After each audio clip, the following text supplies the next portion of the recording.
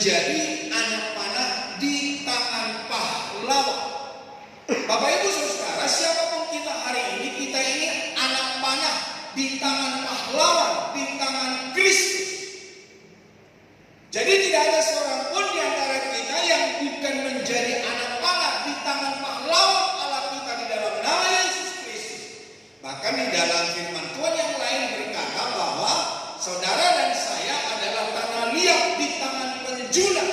Bagaimana Allah membentuk kita, bagaimana Allah membuatkan kita, bagaimana Allah mendesain kita sesuai dengan kehendaknya.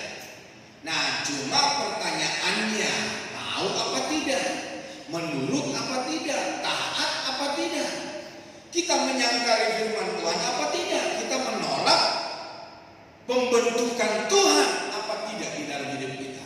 Nah, bagaimana Tuhan membentuk kita? Tentu lewat kebenaran firman Allah. Bagaimana Tuhan mengajarkan kita? Tentu lewat kebenaran-kebenaran firman Allah yang kita baca dan juga yang disampaikan lewat khotbah-khotbah renungan yang kita baca, yang kita dengar. Kita langsung saja melihat Alkitab kita di dalam Mazmur pasal 127 ayat 4 dan 5. Supaya cepat boleh Bapak Ibu lihat di multimedia. Mazmur 127 ayat 4 dan 5. Baca bersama 2-3.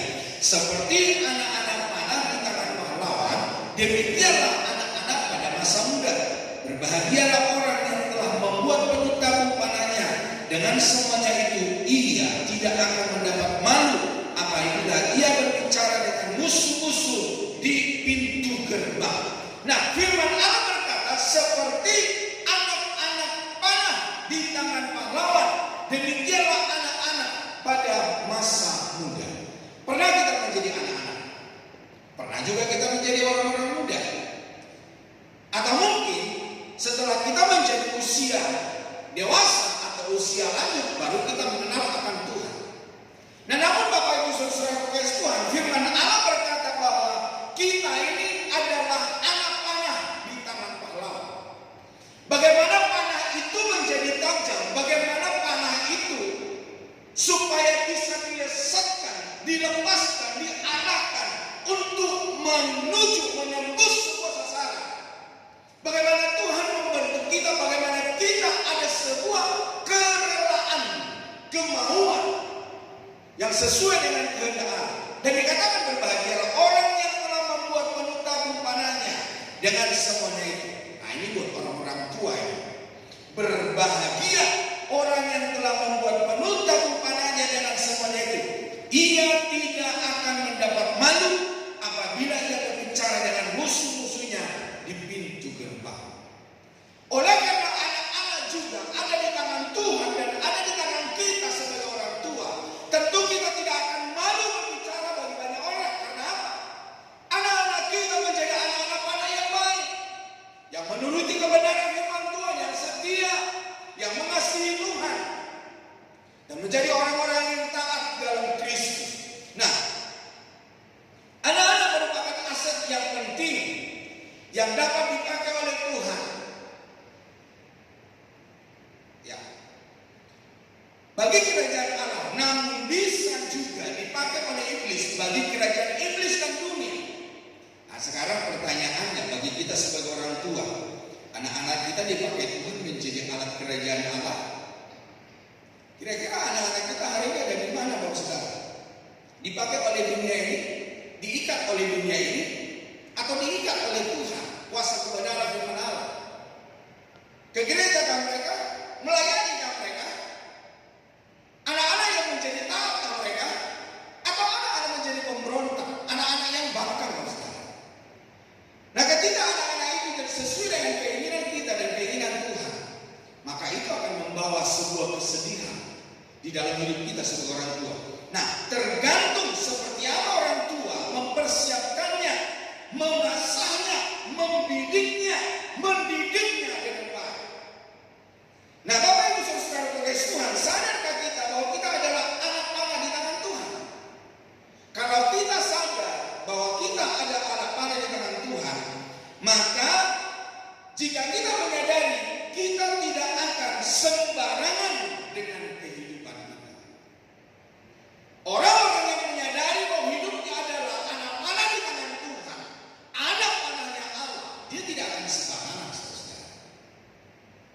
dia akan selalu tajam di dalam Kristus. Dia akan selalu tajam akan kebenaran firman Allah. Saya bersyukur buat wanita-wanita yang memberikan diri baca Alkitab. Sudah selesai dari Kejadian dan Wahyu. Sekarang mereka ada di Ulangan. Saya juga bersyukur buat pria-pria. Amsal sudah selesai. Sekarang di Mazmur tanggal 25 hari ini dan Mazmur 25. Saya juga bersyukur anak-anak muda juga tidak kalah, saudara. Anak-anak muda pun membaca Alkitab secara berurutan.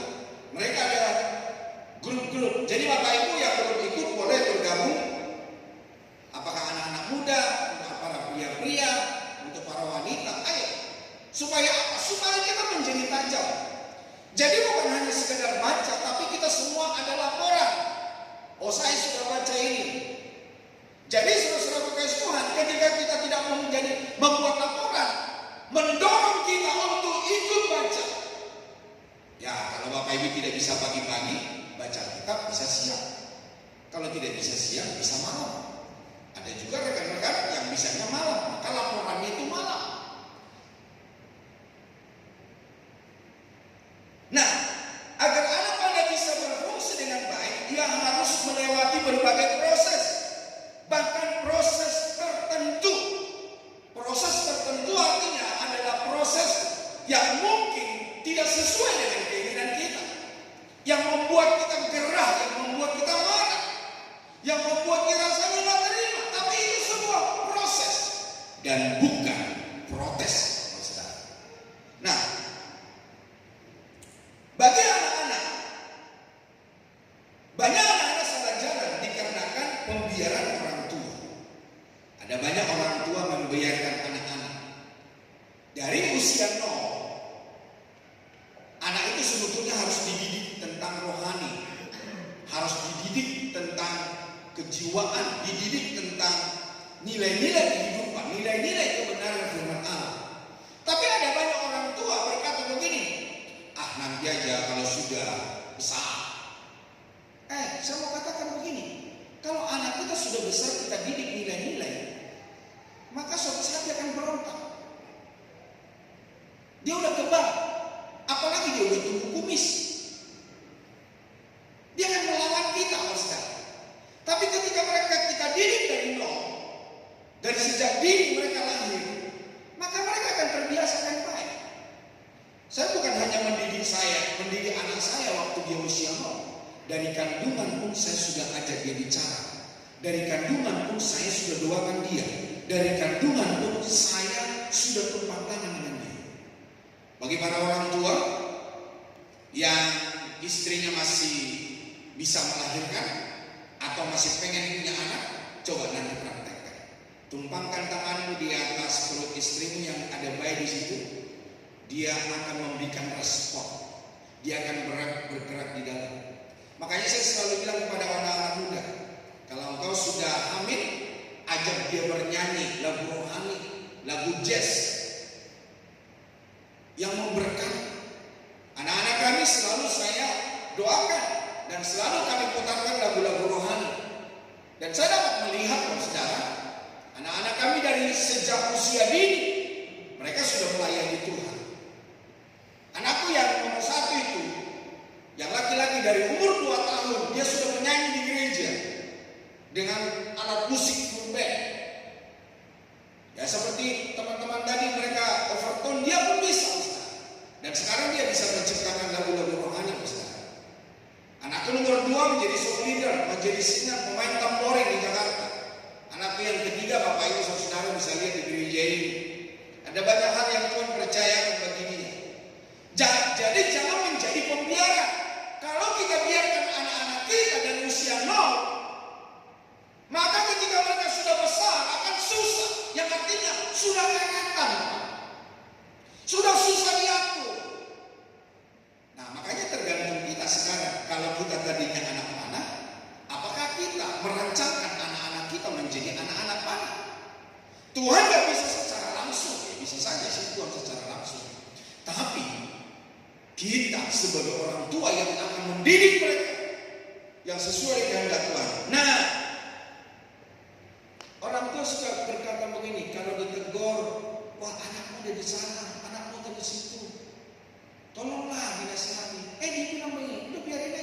udah besar ini. Dan kalau orang tua pembiaran seperti itu, kita akan menangis. Mungkin kita akan berkata begini, aduh, kenapa anak ini harus lahir? Kalau saya tahu begitu, saya unyang-unyang kepalanya, saya lemparkan dia ke got. Ada orang-orang berkata seperti itu, saudara. Karena apa? Ketika anak-anak sudah menjadi besar, anak-anak yang tidak menurut, anak-anak yang tidak taat, yang membuat malu orang tua. Orang tua terlalu menyerahkan pendidikan anaknya kepada sekolah. Di sekolah anak-anak berapa jam? 4 jam? 6 jam? 8 jam? Di rumah berapa jam? Padahal sebetulnya waktu dan kesempatan yang terbaik mendidik anak-anak itu ada di rumah. Belum kalau Sabtu dia libur. Belum kalau Sabtu atau Jumat di setengah hari di sekolah. Jadi banyak waktu yang dipercayakan bagi kita. Apalagi mereka hari libur sekolah, tanggal-tanggal merah. Ada saya dengar dari jemaat di sini, ketika ada penitipan anak, tanggal merah pun dititipkan. Merasa sudah bayar, tanggal merah dititipkan. Padahal saudara, tanggal merah itu kesempatan buat orang tua untuk apa? Menjalin hubungan, mendidik anak. Atau orang tua terlalu menjalankan pendidikan karakter anaknya kepada gereja. Bahkan ketika anak-anak sudah besar, karena anak nggak bisa diatur, maka dimasukkan ke sekolah Alkitab, ke STT, sekolah tinggi teologi. Mereka berharap bahwa anak ini berubah di sana. Ya karena sudah berpotan, susah Pak, susah Bu. Ada juga anak-anak yang sudah kuliah, mereka di blacklist, dikeluarkan dari sekolah kita, dari sekolah tinggi teologi. Karena apa? Ternyata nggak berubah. Ya hidup malam, merokok, mabuk, menjadi wanita pelacur, tetap aja Pak Saudara. Karena apa? Karena memang itu sudah terjadi dalam hidupnya sehari-hari. Akan susah untuk diatur. Kalau kita sebagai orang tua gak mempersiapkan mereka menjadi anak mana buat hormat kemuliaan dalam Tuhan. Jadi Bapak Ibu Saudara, jangan terlalu percayakan ke gereja mendidik anak, karena anak-anak juga cuma berapa jam. Kita di gereja berapa jam? 2 jam.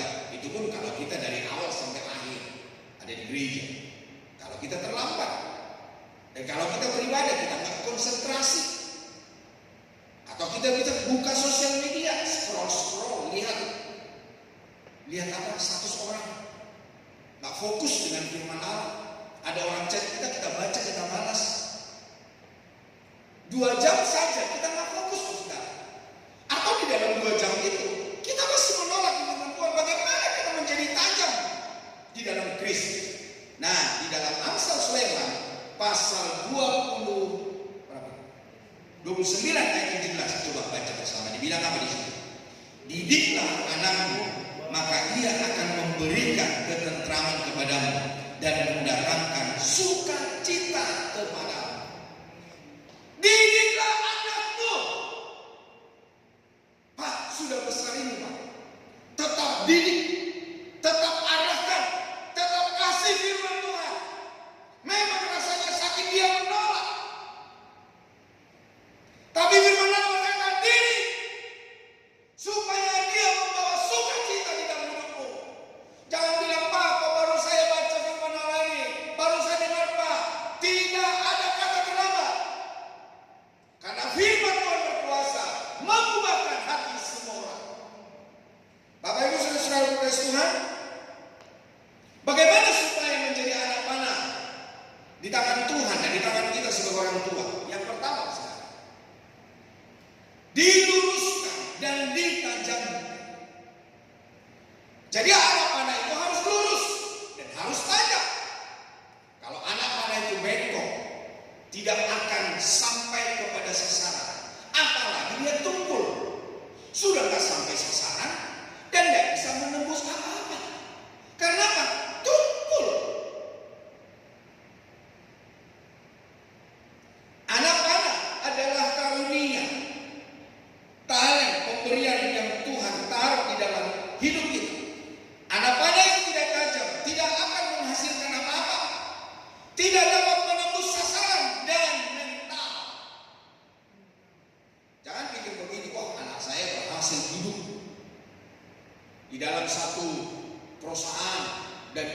hebat. Ya hebat di dalam dunia, tapi hebat nggak di dalam Tuhan. Makanya firman Allah berkata, untuk apa kamu memiliki seluruh dunia dan isinya, tapi kamu kehilangan nyawa? Berapa lama kita ada di dalam dunia? Adakah kita bisa bawa harta kekayaan kita? Bukan nggak boleh bekerja, bukan nggak boleh kita punya kedudukan tinggi. Boleh, saya senang sekali. Papa Ibu jadi orang kaya, saya senang-senang. Tapi jangan lupa, tujuan kita bukan untuk memiliki seluruh dunia. Tujuan kita adalah kekekalan. Jadi kalau saudara kita bekerja, kita mencari harta, kita menjadi orang kaya, tapi jangan lupa, kita harus juga kaya di dalam Tuhan. Bapak Ibu saudara berkait Tuhan, kita dapat berfungsi dengan baik dan tepat sasaran jika kita tajam dan lurus. Nah, persoalannya sekarang kita bisa berfungsi, kita bisa menjadi berkat nggak buat orang lain? Kita menjadi inspirasi nggak buat orang lain? Jadi Bapak Ibu saudara, ya kalau kita sudah sebagai orang tua, tentu kita juga harus meluruskan diri kita, mempertajam diri kita, meluruskan hidup kita untuk istri, anak-anak, untuk suami, untuk anak-anak, untuk orang tua, untuk orang-orang di sekitar kita, supaya kita dapat sasaran yang tepat. Ketika kita menjadi anak-anak, kita dapat memanah orang. Anakku yang nomor 2 itu, selain namanya Feren, saya kasih namanya Feren, tapi nggak ada sih di KTP-nya, di akte lahir. Tapi di dalam doa-doa saya hari-hari, saya katakan begini, biarlah dia menjadi anak panah untuk hormat kemuliaan Tuhan. Anakku nomor 1, aku bilang, biarlah Jason menjadi anak pusaka berhormat kemuliaan Tuhan. Anakku yang nomor 3 ini yang bersama-sama dengan kita, aku berdoa kepada Tuhan, biarlah dia menjadi anak penghiburan di dalam hidup kami dan banyak orang, saudara. Tapi memang dia jadi penghiburan buat kami. Jadi saudara, apa yang kita doakan, apa yang kita percakapkan, apa yang kita persiapkan, itu akan terjadi, saudara. Jadi Bapak Ibu saudara berkait Tuhan, diluruskan dan ditajamkan. Untuk menjadi anak-anak yang tajam, kita perlu mengasah kemampuan. Ya, kemampuannya diasah. Apalagi karakternya. Karakter itu apa? Tabiatnya, wataknya, budi pekertinya, akhlaknya, sifatnya, kejiwaannya perlu diasah. Dan kepekaan kita perlu diasah dan akan berfungsi untuk menolong, menghibur, dan membangun orang-orang di sekitar kita. Kalau tidak, saudara, kita itu jadi troublemaker bagi banyak orang. Nah, persoalannya kita mau diluruskan, mau ditajamkan, itu di dalam kita, saudara. Itu keputusan dari tangan kita. Memang Tuhan bisa secara total berbicara, tapi Tuhan tidak menjadikan kita roboh. Tuhan memberikan hak bebas untuk kita mau berubah apa tidak. Nah, Bapak Ibu saudara berkait Tuhan, selain itu hal yang benar-benar dapat mempertajam kita adalah firman Tuhan. Tidak ada yang lain. Kita tidak bisa dipertajam oleh status orang. Kita scroll TikTok orang, kita scroll. Tapi ada juga TikTok, ada juga sosial media yang lain sekarang yang memposting hal-hal rohani. Nah, sekarang tergantung kita. Ya tentu yang paling dasar kita baca Alkitab, saudara. Ia memberitahu kita tentang apa yang berkenan baginya. Sediakan waktu untuk membaca dan merenungkan firman. Kalau kita kuat dalam firman, kita tidak akan berjalan sembarangan saat menghadapi masalah, karena kita tahu persis apa janji Tuhan. Nah, bagaimana supaya kita mengerti kehendak Tuhan kalau kita tidak pernah baca Alkitab? Tidak mungkin. Saya pun sebagai hamba Tuhan, saya tetap baca Alkitab. Supaya apa? Saya tahu apa kehendak Tuhan. Kadang-kadang ada kalimat-kalimat terlewatkan.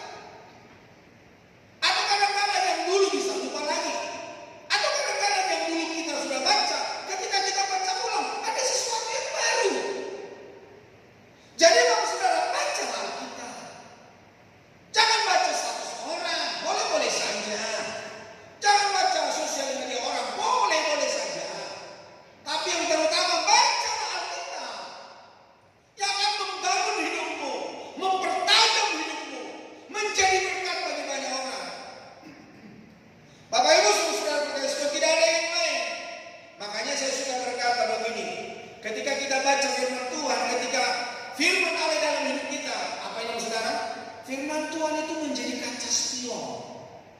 Bapak Ibu yang punya motor ada kaca spionnya ya. Kalau tidak ada pasang, ya bukan dipasang karena takut polisi, bukan. Kalau ada kaca spion di motor dan di mobil, itu akan mempermudah saudara.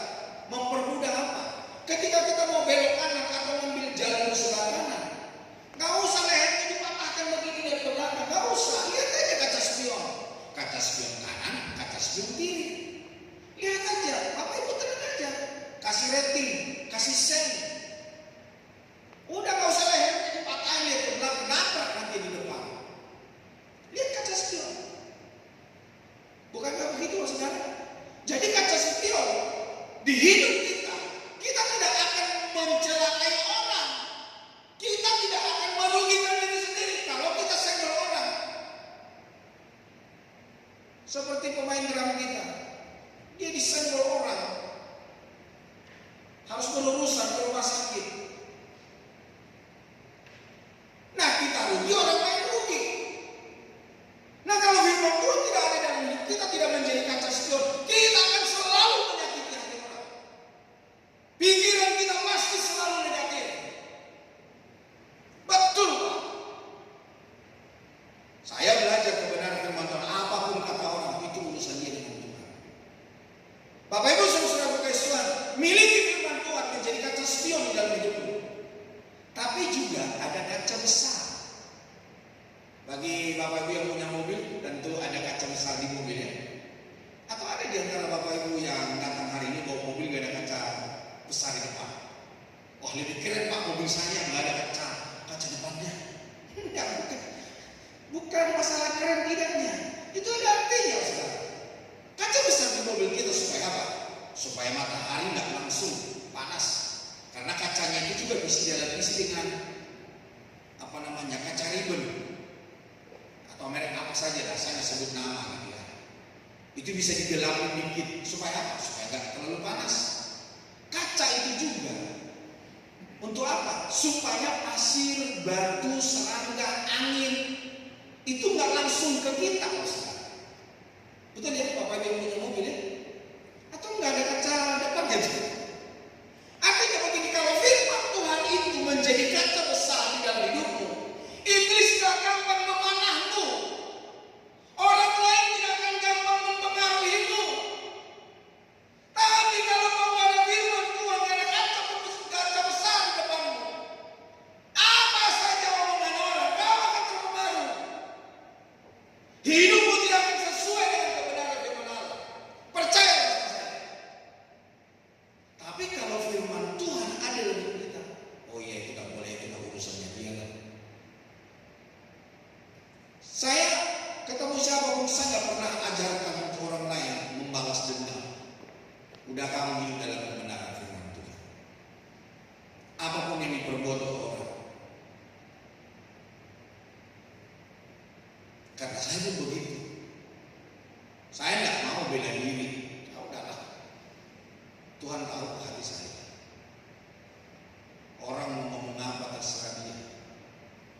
Bapak Ibu saudara profesor, karena saya ada kaca besar seperti mobil yang membuat saya gak gampang untuk keluar, membuat saya tidak gampang untuk dipanah oleh kuasa kegelapan menjatuhkan saya. Ya karena firman Tuhan berkata memang dunia ini akan mempengaruhi kita untuk iblis pakai. Tapi ada juga namanya kaca pembesar. Bapak Ibu pernah lihat kaca pembesar? Saya suka jumpa sama orang-orang tua, mereka mengeluh dan berkata begini, aduh Pak Uber, saya sekarang udah gak bisa baca kitab. Atau ada berkata, Pak, saya udah gak bisa baca kitab Pak, tapi saya cari Pak kaca pembesar. Jadi sekecil apapun tulisan itu, ketika saya pakai kaca pembesar, saya sekarang bisa baca kitab Pak. Mau Alkitab yang kecil pun saya bisa baca. Kenapa? Aku punya kaca pembesar. Nah firman Tuhan itu menjadi kaca pembesar buat kita untuk apa? Kita tahu hal-hal yang kecil yang tidak berkenan kepada Tuhan, kita bisa baca dan bisa kita tinggalkan, kita singkirkan dalam hidup kita. Ya kalau tanpa firman Tuhan kita nggak bisa hal-hal kecil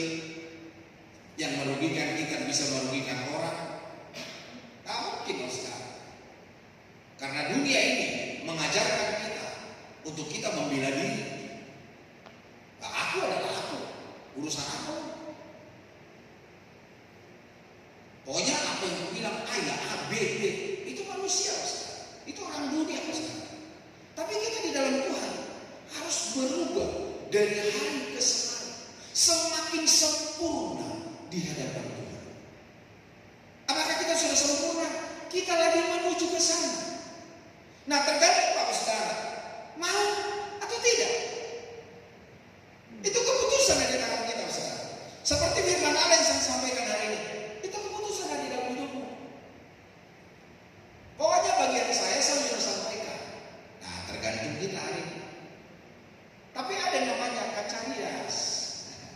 Setiap kita pasti ada kaca rias di rumah, betul loh, saudara. Tadi di rumah berapa kali ngaca?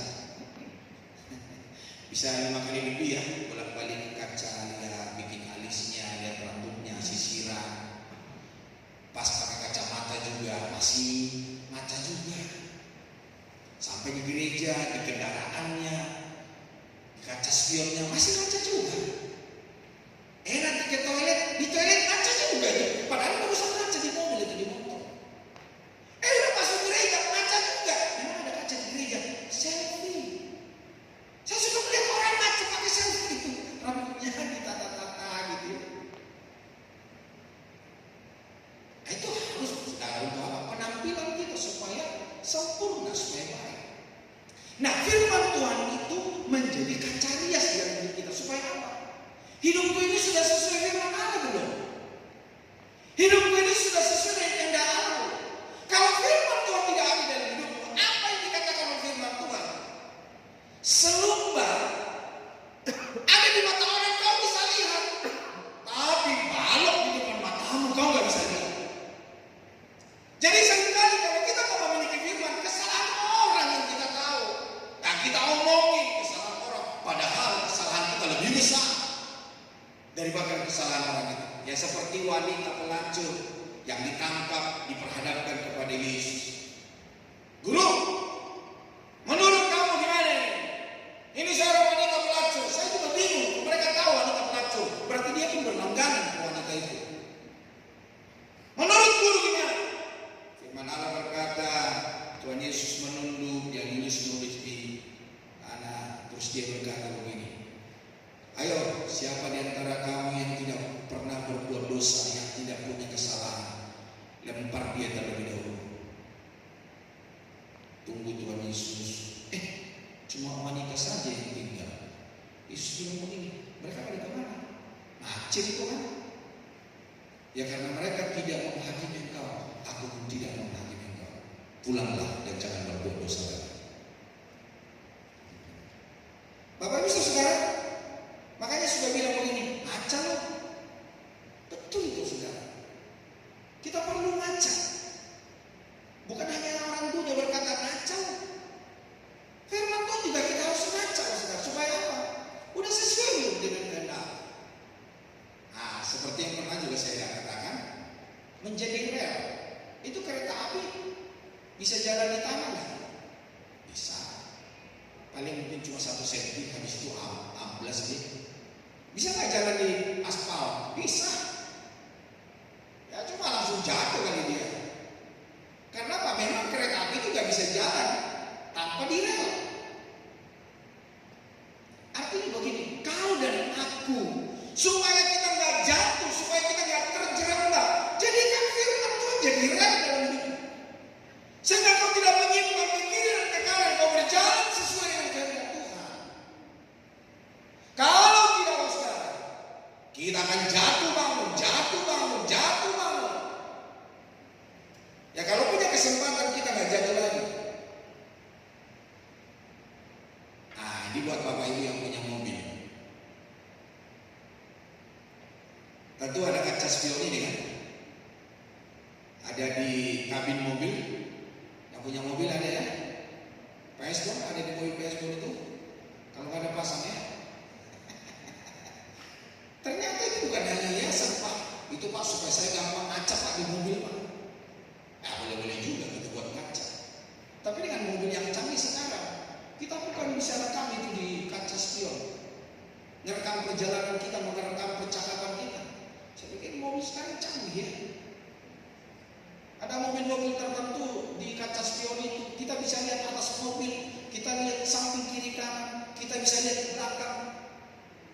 spion itu ditunjukin loh saudara. Keren juga itu mobil. Dasar usah sebut namanya. Nanti Bapak Ibu tergiur lagi ganti mobilnya. Boleh saja.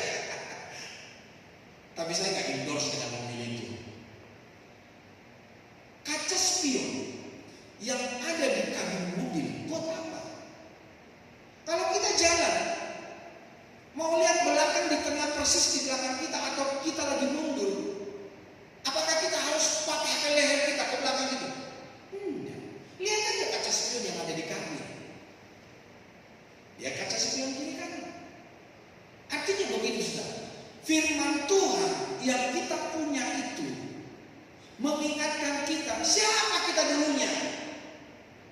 Supaya apa? Masa lalu kita itu menjadi sebuah dorongan bagi kita untuk semakin kita meloncat di dalam Tuhan.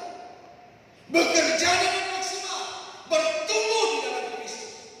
Jadi kehidupan yang lama membuat kita sudah tidak kembali lagi melihatnya. Tapi kehidupan yang lama mendorong kita untuk apa? Pengalaman yang lama itu membuat kita semakin berlari di dalam Kristus dan tidak mau mengulangi lagi. Kenapa istri Lot menjadi tiang garam? Karena dia menoleh ke belakang. Padahal Tuhan bilang udah lari.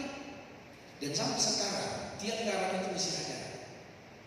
Itu adanya di mana? Di pinggiran laut asin.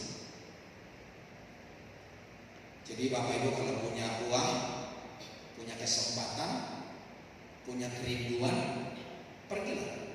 Ada orang punya uang tapi nggak punya kesempatan. Ada orang punya uang, punya kesempatan tapi nggak punya kerinduan. Jadi tiga-tiganya harus ada. Tapi kalau punya kerinduan, nggak punya uang, sama juga nggak bisa. Punya kerinduan, punya uang, tapi kan nggak punya waktu, sama juga. Jadi harus ada semua. Saya nggak pernah berpikir bahwa saya berkali-kali pergi ke sana.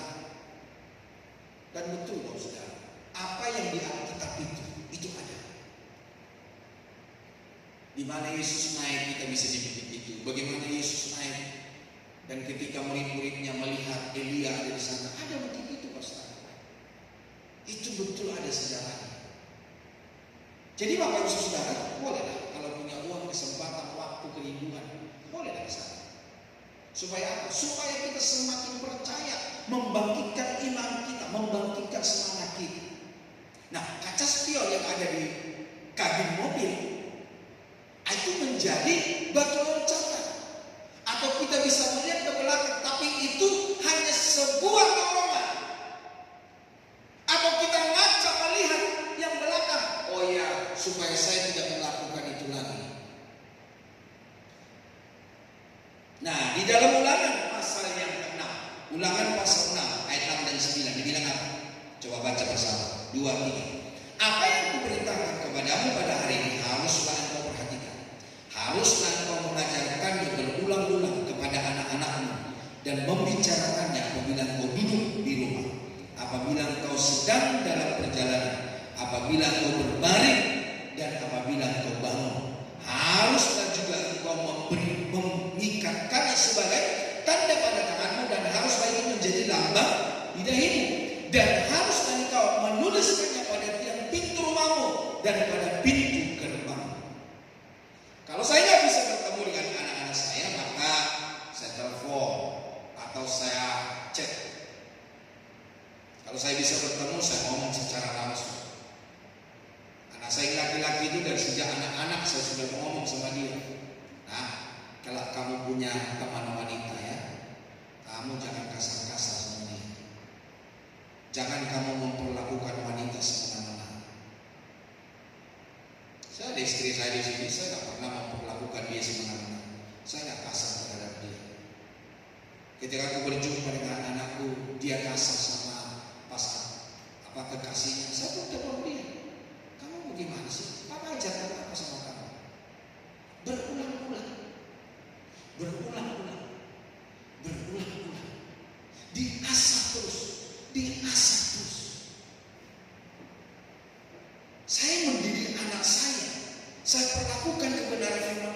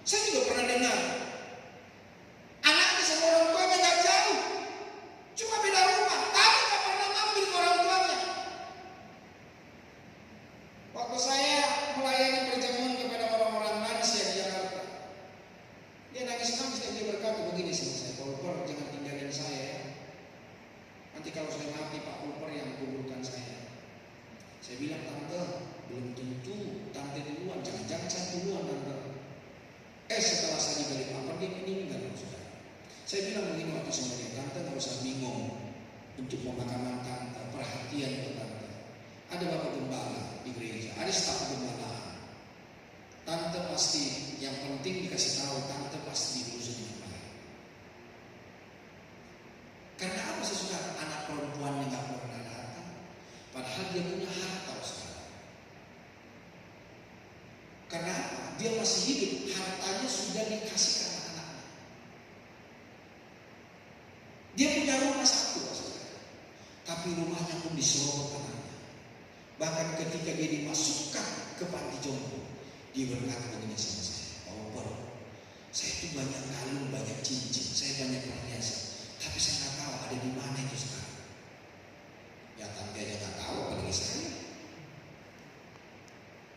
Di rumah, anak-anaknya itu di rumah yang bagian di rumah itu didudukin anak-anaknya. Tahu? Seharusnya sebagai anak nyuci bajunya, kasih makan. Si Oma ini seperti lagu, masak-masak sendiri, cuci sendiri. Saya bilang nih tante nih air hidupnya kok susah benar ya, kasihan banget. Jadi Bapak Ibu Saudara Tuhan, kalau kita salah didik, di akhir hidup kita yang menderita. Bapak Ibu, firman Allah tadi berkata,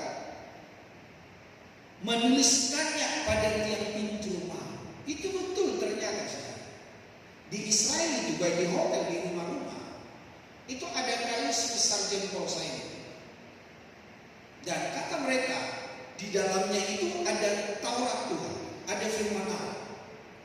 Itulah sebabnya ketika mereka keluar rumah, taruh tangannya di situ. Mau masuk rumah, taruh tangannya di situ. Untuk apa? Mengingatkan mereka akan kebenaran firman Allah. Jadi makanya di sana itu orang tua selalu bersama dengan anak-anaknya, opa-oma selalu bersama anak-anaknya sama cucu-cucunya, tetap dikasih kebenaran firman Allah. Jangan seperti yang saya katakan di atas tadi, kita tuh pembiaran udah besar ini. Tidak. Selama kita masih ada hidup di dalam dunia atau anak-anak kita masih ada di dalam dunia, tetap kita punya kesempatan dan kita harus mendidik mereka kebenaran firman Allah. Di dalam Ulangan pasal yang ke-4 ayat 9 sampai 10. Saya dan Bapak yang khotbah sampai jam 12 ya.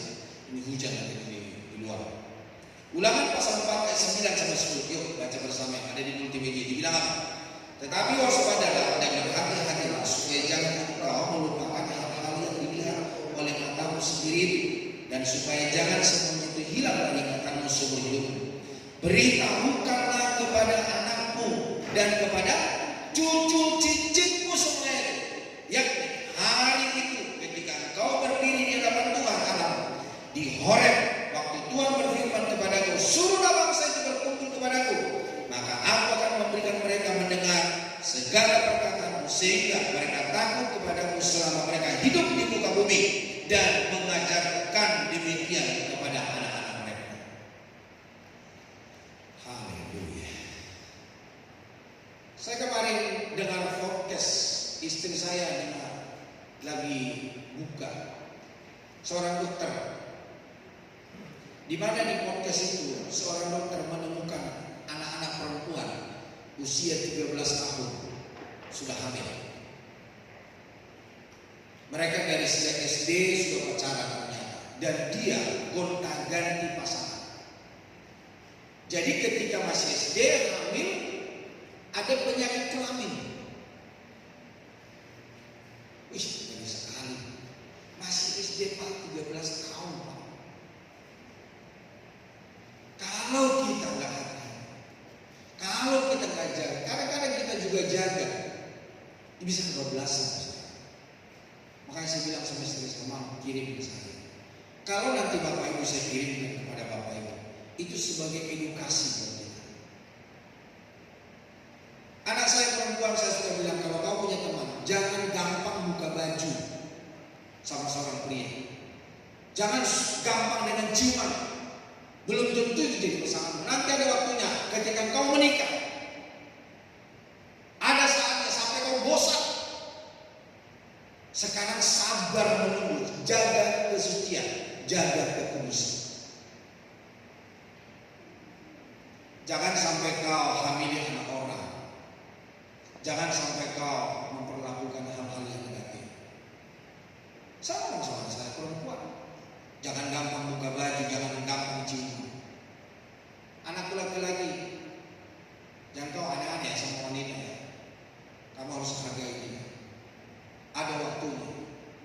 zaman sekarang, Pak. Kaulah cintaku, kaulah bulanku, kaulah segalanya bagiku. Wow, rebah, langsung dibukai bajunya.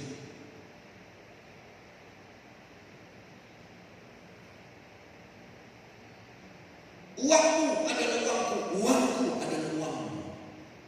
Tapi yang aneh dibilang begini, hutangku adalah hutangmu. Enak benar. Makanya ada banyak orang pas pacaran sudah nyicil utang pasangan. Enak kali kau. Gunung akan kudaki, laut kuseberangi, api akan kuloncati. Wih, keren. Akhirnya dia lupa apa yang dibilang temannya, kekasihnya. Anjing menggonggong, aku lari.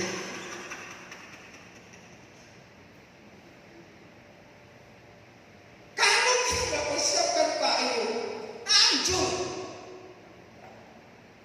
Banyak saya lihat orang-orang muda, biarpun mereka bukan anak saya, selalu saya nasihati. Di sini ada anak muda banyak. Mereka yang melayani semua anak-anak muda. Saya juga bilang sama mereka, jangan aneh-aneh, jaga kekudusan.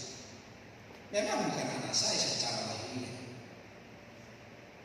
tapi saya berdoa kepada Tuhan seluruh anak Tuhan di gereja ini kudus dan berkenan di hadapan Tuhan.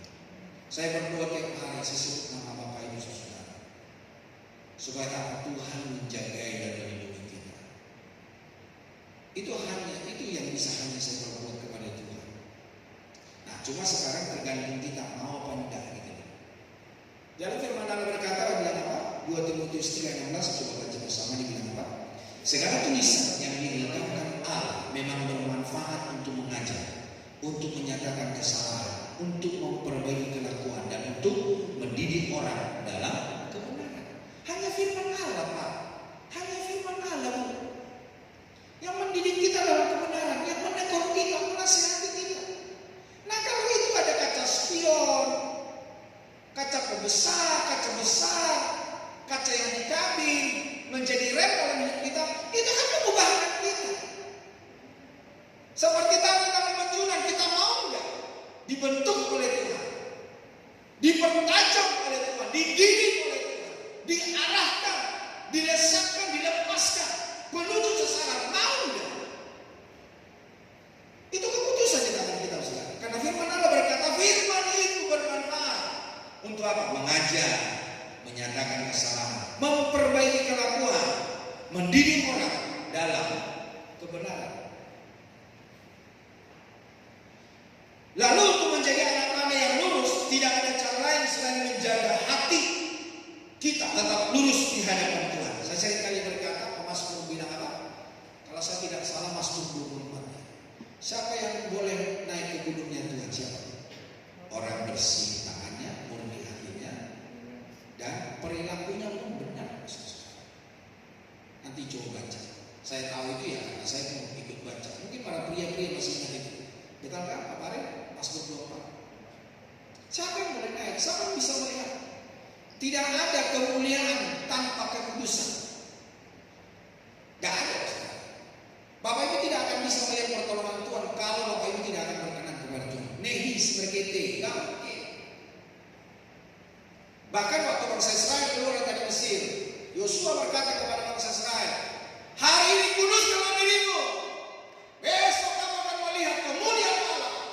Kuduskan diri, berkenanlah di hadapan Tuhan, supaya setiap hari kita melihat kemuliaan Tuhan terjadi atas hidup kita, anak-anak kita, apapun yang kita lakukan dalam hidup kita. Jadi jaga hati supaya tetap lurus. Pasti kita pernah mengalami yang namanya masa-masa di mana hati kita bengkok. Tapi harus berusaha untuk menjadi hati dan lakukan apa yang benar di mata Tuhan. Jangan biarkan ketika firman Tuhan ditaburkan itu jatuh di tanah yang berbatu-batu. Jangan biarkan firman Tuhan yang ditaburkan jatuh di pinggir jalan, diinjak-injak orang. Jangan, Pastor. Itulah sebabnya persiapkan tanah hati yang subur. Di dalam tanah hati yang subur juga firman Allah berkata, ketika gandum itu ditabur, bukan hanya gandum yang tumbuh, ada apa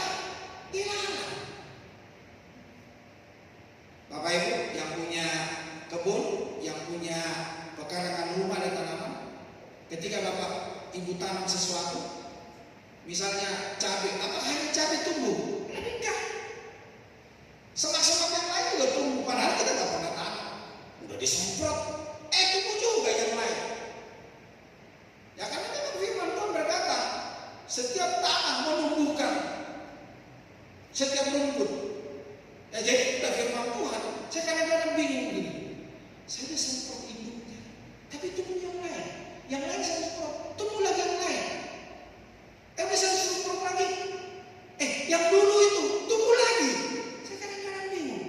Terus saya ingat firman Tuhan. Oh iya, Tuhan sudah berfirman. Tanah itu menumbuhkan segala semak duri, sehingga kita ketika mencari nafkah susah payah. Saya di kantor Pak, pakai AC Pak. Saya tanya Bapak Ibu yang kerja di kantor susah payah juga? Tetap susah payah. Memang kita nggak menggali tangan. Biarpun kita berkantor punya bisnis, tetap susah payah. Kita sebagai bos susah payah, susah payah. Malah banyak orang rekan kerja, rekan bisnis nggak bayar hutang. Seperti yang saya katakan kepada saudara, ada seorang anak Tuhan di gereja, Bang, saya mau bunuh diri Bang. Hah? Saya nggak kira kamu ini koordinator ibadah. Saya mau bunuh diri Bang. Kok bisa? Apakah bunuh diri itu menjadi jalan terbaik? Iya Bang. Saya hutang 8M. Itu kira-kira 12 tahun yang lalu dia bicara sama saya. 12 tahun yang lalu 8M beli kerupuk penuh di gereja. Terus kenapa bunuh diri? Karena hutang 8M. Dia bilang begini, supaya saya tidak menanggungnya, dan saya punya asuransi. Dan kalau saya mati, asuransi saya keluar itu untuk masa depan istri dan anak saya. Saya bilang begini, kamu itu egois. Saya marahin dia. Biarpun dia orang kaya, biarpun dia direktur, saya bilang kamu orang egois. Ya kamu selesai, tapi yang nanggung dosanya, yang nanggung perkara siapa? Istri yang nanggung. Dia bilang, Pak saya akan minum pil Pak saya. Nah kalau ketahuan sama polisi, kamu tahu nggak nanti ketahuan polisi apa enggak? Kan kamu pasti di visum. Asuransi dah asal bayar aja sebelum di visum. Kok bisa mendadak sakit? Jantung tidak. Kamu egois ya. Kamu harus bertobat. Sebetulnya kalau mau bunuh diri aja. Ngapain kamu ngomong sama saya? Makanya ketika dia ngomong sama saya nggak jadi bunuh diri dia, tapi ternyata mati juga dia. Bilang dulu kiri kanannya gak usah bunuh diri, kamu pasti mati. Iya, apa yang bunuh diri? Kita nggak masuk kerajaan surga. Betul, Pak Saudara. Mari, Bapak Ibu Saudara, jaga hati. Nah, anak-anak panah tidak bisa melesat sendiri. Harus dilepaskan oleh sebuah tangan, dan tangan yang tepat dan penuh kuasa, yaitu Yesus. Yesus memberikan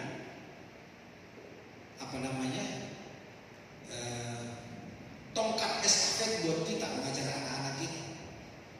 Seringkali kita tidak sampai ke sasaran karena mengikuti yang kita mau, bukan yang Tuhan mau. Maka dari itu kita perlu kerendahan hati. Kerendahan hati Pak, kerendahan hati. Mau mendengarkannya dan juga dipimpin olehnya. Yang kedua, saya nggak mesti jawab ya. Perlu diarahkan. Bapak Ibu, anak-anak kita diarahkan. Hidup kita perlu diarahkan. Ya, arahkan sesuai kebenaran firman Allah. Nah, seperti pria-pria saya sudah berkata, atau ayah suami adalah pemegang anak panah dalam keluarga. Apa tugas pria? Masih ingat para pria? Oh ingat, ada di multimedia betul. Coba diingat ya dan ditanamkan dalam hati. Tugas para pria, para ayah, para suami di rumah, imam. Tugasmu membawa istri, anak-anakmu, cucu cicitmu, keturunanmu untuk mengenal Tuhan. Karena kau imam, nabi, menegur, menasihati, mengarahkan, mendisiplin. Itu tugas istri saya.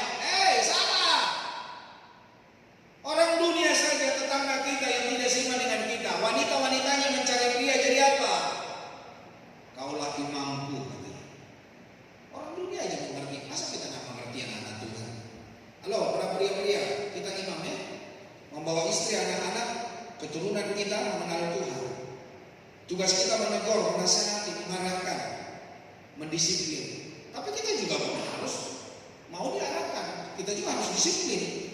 Jangan cuma kita hanya ngomong. Seperti banyak orang tua berkata padanya, jangan merokok. Dia kayak kereta api juga.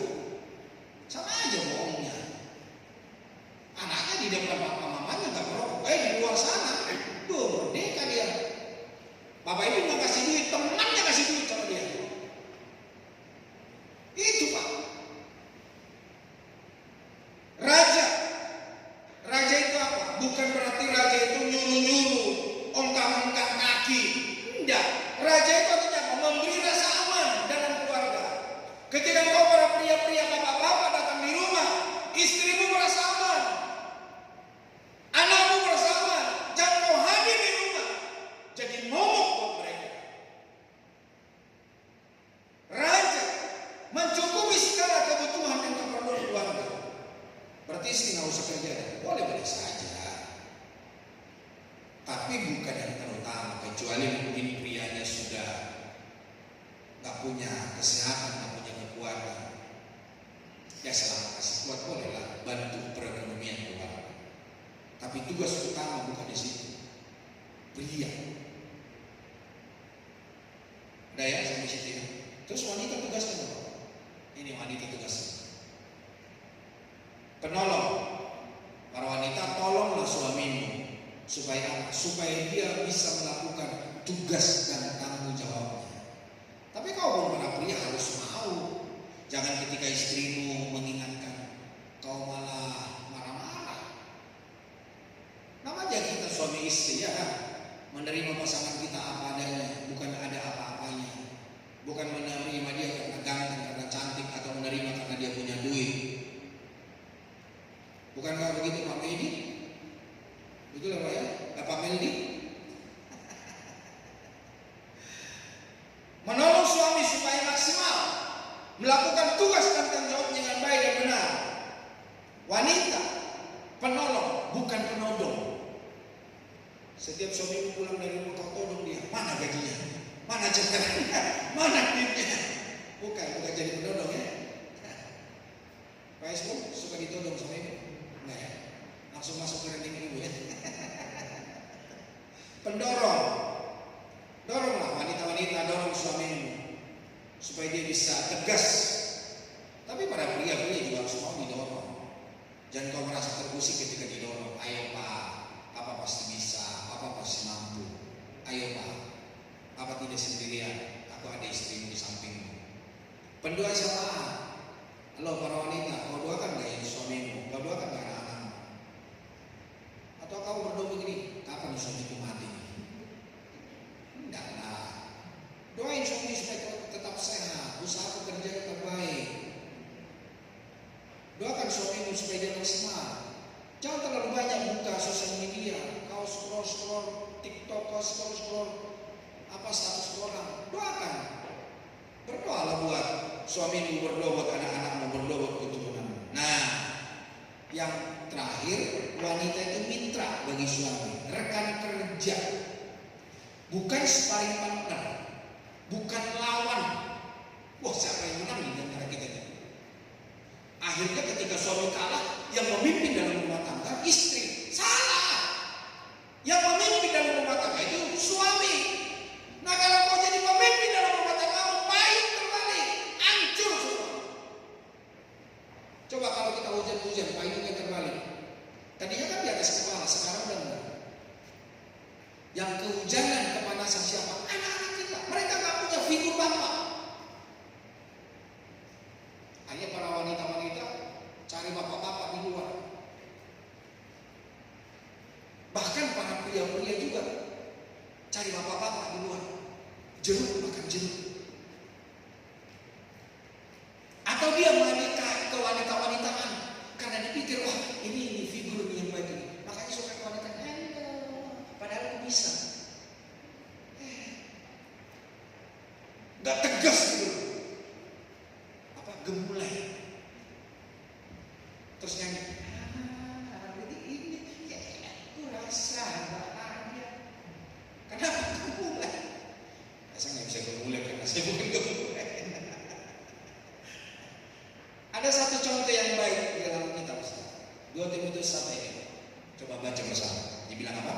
Sebab aku teringat akan imanmu yang tulus ikhlas, yaitu iman yang pertama-tama hidup di dalam nenekmu Lois dan di dalam ibumu Eunike, dan yang aku yakin hidup juga di dalam dirimu. Saya sudah sering kali menyampaikan ini. Timotius itu menjadi rekannya Paulus itu bukan karena diusulkan seorang pendeta, bukan diusulkan oleh gembala, bukan diusulkan oleh majelis gereja, penatua gereja, pengerja gereja bilang begini, Paulus ini nih cocok nih temanmu nih Timotius, tidak. Tapi ketika Paulus ada di kotanya Timotius, di gerejanya Timotius, Paulus melihat dengan mata kepala sendiri Timotius ini menghidupi firman Allah, imannya kuat, imannya bertumbuh. Makanya Paulus sendiri yang memutuskan supaya Timotius ini menjadi rekan kerjanya. Ternyata Paulus melihat imannya Timotius ini, dia nggak tumbuh-tumbuh sendiri. Ada orang-orang di sekitarnya. Dibilang apa itu tadi? Ada nenekmu siapa? Lois. Apakah neneknya langsung? Oh bisa juga, karena masih hidup. Tapi neneknya Lois itu melahirkan iman kepada anaknya namanya Eunike. Eunike itu gak tinggal diam, karena dia dapat iman contoh teladan dari ibunya, dia memberikan kepada anaknya. Jadi Bapak Ibu Saudara, kita jadi inspirasi buat keturunan kita. Nah, apa yang kita kerjakan, apa yang kita perbuat, apa yang kita tanamkan, itu yang kita lakukan. Oke, contoh begini. Dulu masih ingat nggak bagaimana orang tua kita mendidik kita? Suka pukul, suka marah, apa gitu. Saya mau tanya, kita lakukan nggak itu mendidik anak-anak kita? Pasti. Bagaimana orang tua mengajar kita? Kita pun mengajar anak-anak seperti orang tua mengajar kita dulu. Itu di bawah alam sadar kita, Ustaz. Coba sadari, begitukah kita mendidik anak kita? Sudah pasti bagaimana orang tua mendidik kita. Itulah sebabnya ketika kita tahu firman Tuhan, tahu perkembangan zaman, udah hidupi cara mendidik anak, jangan seperti orang tua kita dulu. Kita harus berbeda. Saya pun waktu jadi hamba Tuhan, wah cara mendidik anak saya, sebagaimana papa saya mendidik saya, begitu saya mendidik anak saya. Setelah saya kenal kebenaran firman Tuhan, saya berbeda. Berbeda. Ada pemberesan. Saya pun sering minta maaf sama anak-anak. Nah, kalau kita nggak tahu kehendak Tuhan, kadang kita sebagai orang tua nggak mau minta maaf sama anak. Merasa diri benar, merasa diri yang terbaik. Kita menanamkan sesuatu yang baik atau yang buruk. Timotius ini ditanamkan yang baik, yang rohani dari neneknya Lois, ibunya Eunike. Makanya dia menjadi anak muda pilihan buat Paulus. Jadi dia nggak boro-boro dipilih Paulus, enggak. Paulus sendiri mengakui, kamu ada hari ini karena aku melihat iman nenekmu Lois, ibumu Eunike, dan aku lihat itu ada di dalam dirimu. Jadi Bapak Saudara, sangat penting bagaimana kita mewariskan iman. Bagaimana kita mewariskan iman kepada keturunan kita? Seperti apa mereka hari ini? Ada di mana mereka hari ini? Dia ada di luar kota. Tapi bagaimana iman mereka?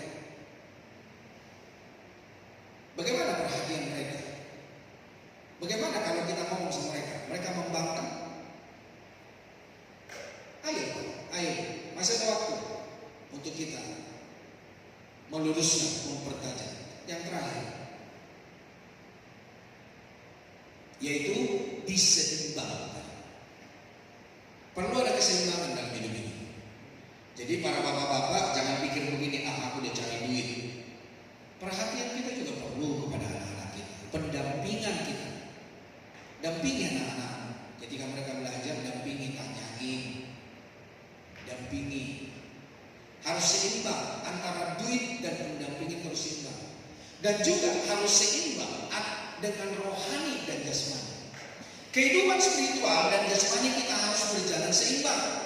Kita tidak mungkin melayani terus di gereja tanpa melayani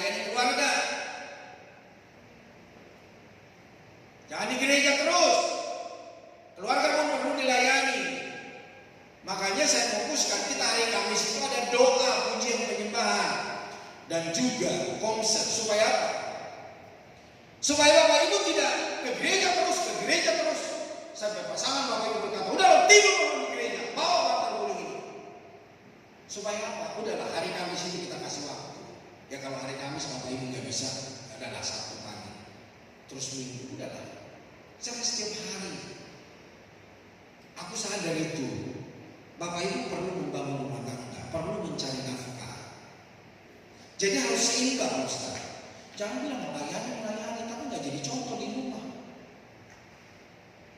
Wah, Bapak, saya nggak mau ke gereja, Pak. Salah juga. Bagaimana kau bertumbuh? Kau nggak datang ke gereja. Dengan khotbahku hari ini, bagaimana kau bertumbuh? Itu pun kalau kau mau, gitu ya. Atau Bapak Ibu melayani terus tanpa berdoa, sama juga. Karaktermu tidak akan terpola, tidak terkikis, tidak tertajam sesuai kehendak Allah. Wah, Bapak Ibu melayani terus, berdoa terus, maka perlu istirahat 24 jam untuk Tuhan. Sama juga. Kalau kau 24 jam untuk Tuhan, kau nggak istirahat, bagaimana kau beri yang terbaik? Kau sakit-sakitan, langkah sedikit udah perlu sehat, ya kan? Jasmani juga kita perlu sehat. Kita juga tidak bisa hanya sibuk cari uang, tetapi tidak memberikan diri untuk memberkati orang lain. Sama juga, harus seimbang. Perhatikan hal-hal di hidup kita yang perlu diseimbangkan.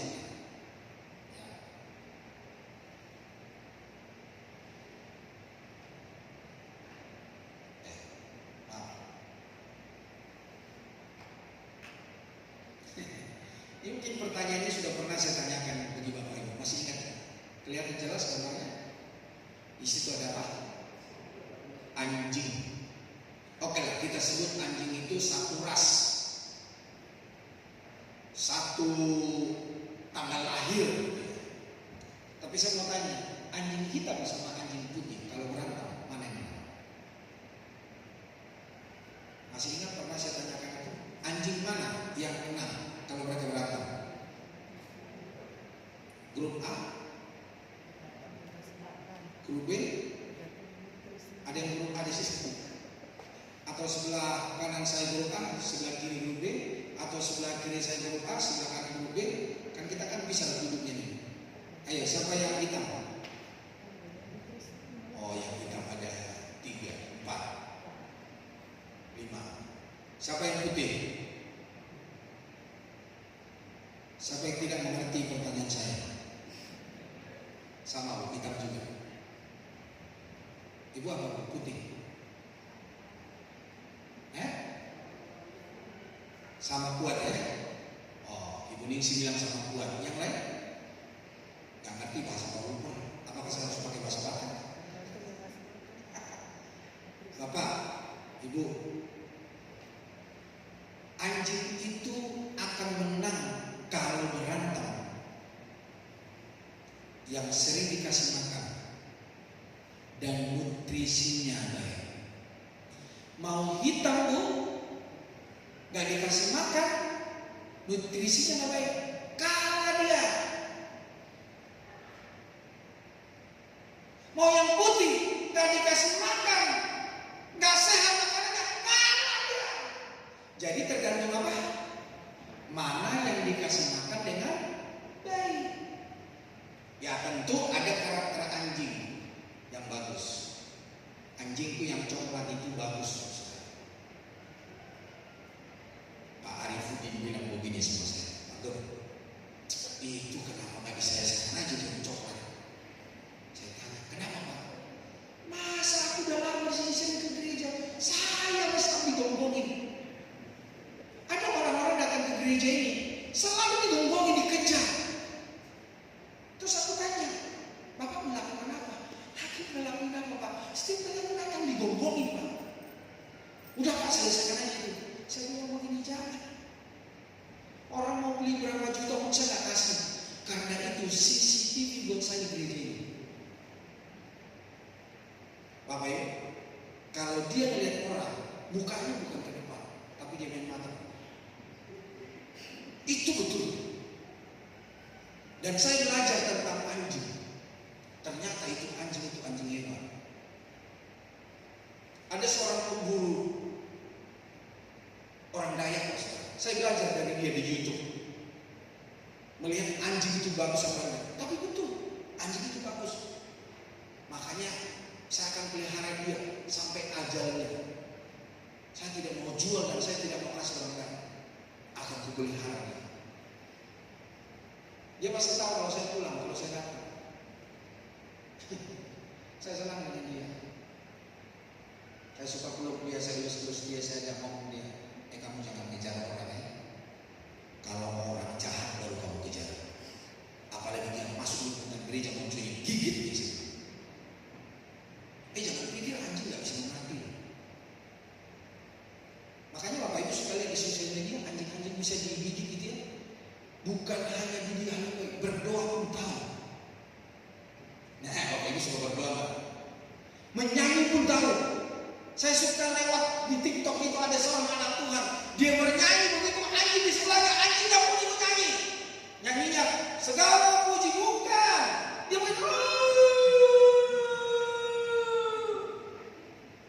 Tuhan yang nyanyi. Bilang dulu kiri kanannya, jangan kalah dari anjing untuk menyanyi. Betul. Nanti kalau itu keluar, saya kirim di grupnya. Aduh, bulu kuduk saya juga berhenti, saudara. Masa anjing kalah dengan saya bernyanyi? Tapi saudara, jadi bukan masalah warnanya, bukan masalah ras. Memang sih ada. Ya biarpun rasnya bagus, gak dikasih makan, kan keren dia. Jalannya juga melewat-melewat, dia kan kalah sama anjing kecil. Saya juga suka lihat di sosial media, anjing kecil mengejar anjing besar. Hah? Ini anjing gampang. Gitu ya Bapak ya. Hidup kita juga begitu. Rohani mau bertumbuh. Seberapa banyak nutrisi rohani yang kau berikan makan seperti kita. Bapak Ibu makan setiap hari berapa kali sehari? 3 kali yang diakui, yang tidak diakui. Udah 3 kali sehari masih ada gorengannya. Betul nggak? Bakso, bakmi, tempe goreng, tahu goreng. Memang besarnya 3 kali. Yang tidak kita akui ada 5 kali. Baksonya kita nggak akui, bakminya kita nggak akui, gorengannya kita nggak akui. Oke lah 3 kali. Itu jasmani. Tapi rohani kita, saya mau tanya, berapa kali kasih makan dalam 1 hari? Berapa kali? Rohanimu kau kasih makan berapa kali sehari? Jangan-jangan kau baca Alkitab cuma di gereja karena dikasih di multimedia. Di rumah kau nggak pernah baca Alkitab. Bagaimana mau rohanimu bertumbuh kau nggak pernah baca Alkitab? Bagaimana kau tajam kau nggak baca Alkitab? Bagaimana kau kuat kau nggak pernah berdoa? Nihis mereka zon, nggak mungkin lah. Aku yakinkan itu nggak mungkin. Dagingmu akan lebih kuat. Jadi tergantung kita kasih makan rohani kita dengan nutrisi yang baik. Kita mau nggak? Itu aja sih. Udah ya, terakhir. Komisi boleh masuk ke depan. Coba baca bersama. 2 Samuel 22-25. Ia melatih aku untuk berperang, sehingga aku dapat merentangkan busur yang paling kuat. Mari Bapak Saudara, relakan hati dan hidupmu untuk dilatih oleh Tuhan, sehingga kita menjadi pejuang di dalam Kristus. Kita menjadi inspirasi, kita menjadi berkat bagi banyak orang. Udahlah, gak usah minta omongan orang, gak usah ikutin sikap orang lain. Fokuskan hidupmu kepada Kristus. Saya juga belajar begitu. Orang mau ngomong apa itu urusannya dia, mulut-mulutnya dia, keputusan-keputusannya dia. Yang penting aku benar di hadapan Tuhan. Apa yang mau kita kejar dalam dunia ini? Ayo. Apa? Ketenaran apa saja itu sampai pilihan kubur saja. Bapak Ibu punya teman akrab? Oh, friend forever. Gak mungkin. Karena kau punya duit maka dia mau jadi temanmu. Karena kau sehat dia mau jadi temanmu. Coba kau sadar. Aku melihat sendiri, saudara. Jemaat dia. Dia bilang, oh itu sih temanku, ini temanku. Tapi ketika dia sakit aku tanya, teman ibu datang, sedih saya ini. Ketika punya duit, ada juga yang ketika punya duit, wah saya datang ke sini Pak.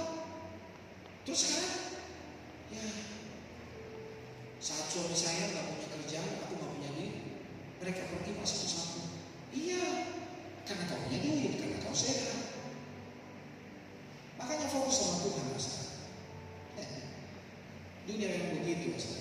Ya, ayo hari ini kita fokus sama Tuhan. Orang mau ngomong apa itu mulut-mulut mereka. Saya kan pernah kasih ilustrasi. Burung boleh saja terbang di atas kepala kita, setuju ya? Terus sudah lewat terbang, maaf, dia buang hajat kena ke kepala kita. Bisa marah nggak? Waktu saya sama istri saya, dulu kita di GBK, Gelora Bung Karno di Jakarta, kita lagi asik lari-lari. Burung lewat, kotoran ke tangan istri saya. Dia lihat ke atas, dia marah. Udah gak ada burungnya.